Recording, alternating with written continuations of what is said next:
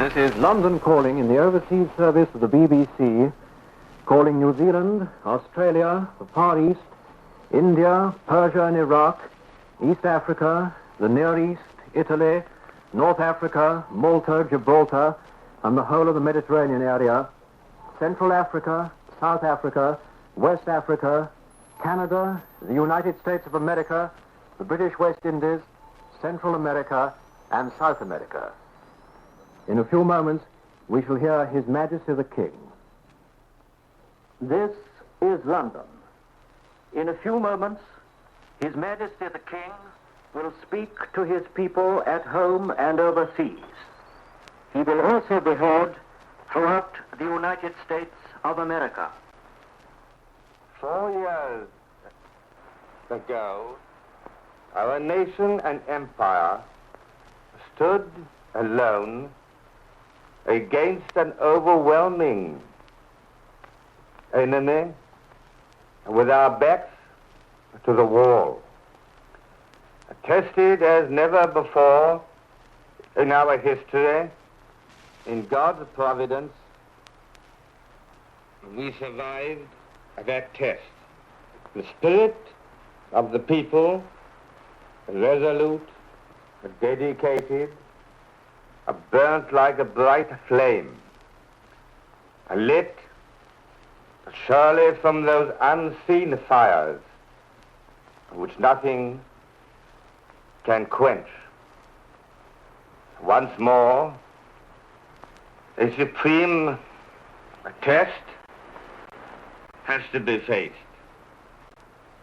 This time, the challenge is not to fight to survive,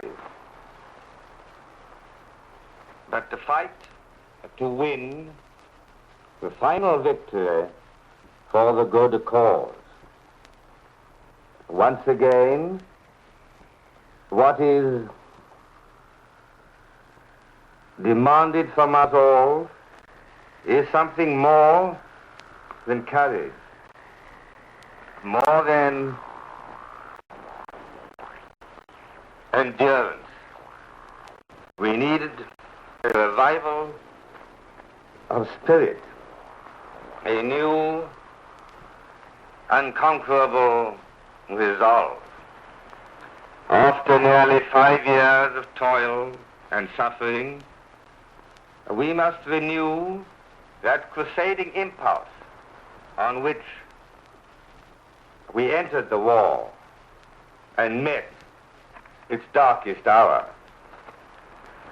We and our allies are sure that our fight is against evil and for a world in which goodness and honor may be the foundation of the life of men in every land.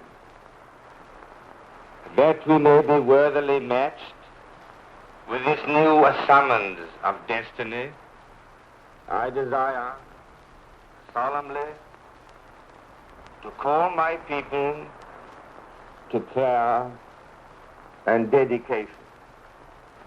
We are not unmindful of our own shortcomings, past and present. We shall ask not that God may do our will, but that we may be enabled to do the will of God. And we dare to believe that God has used our nation and empire as an instrument for fulfilling his high purpose. I hope that throughout the present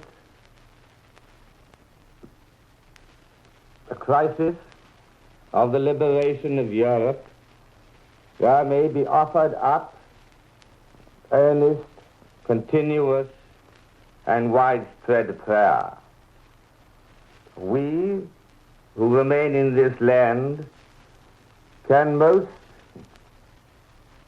effectively enter into the sufferings of subjugated Europe by prayer, whereby we can fortify the determination of our sailors, soldiers, and airmen who go forth to set the captives free. The Queen joins with me in sending you this message. She well understands the anxieties and cares of our womenfolk at this time, and she knows that many of them will find, as she does herself, fresh strength and comfort in such waiting upon God.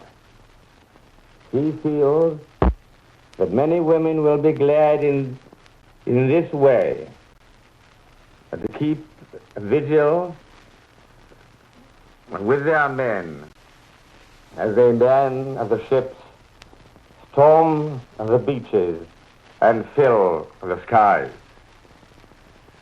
At this historic moment, surely not one of us is too busy, too young, or too old to play a part in a nationwide, a worldwide vigil of prayer as the great crusade sets forth. If from every place of worship, from home and factory, from men and women of all ages, and many races and occupations, our intercessions rise, then, please God, both now and in the future, not remote, the predictions of an ancient psalm may be fulfilled. The Lord will give strength unto his people. The Lord will give his people the blessing of peace.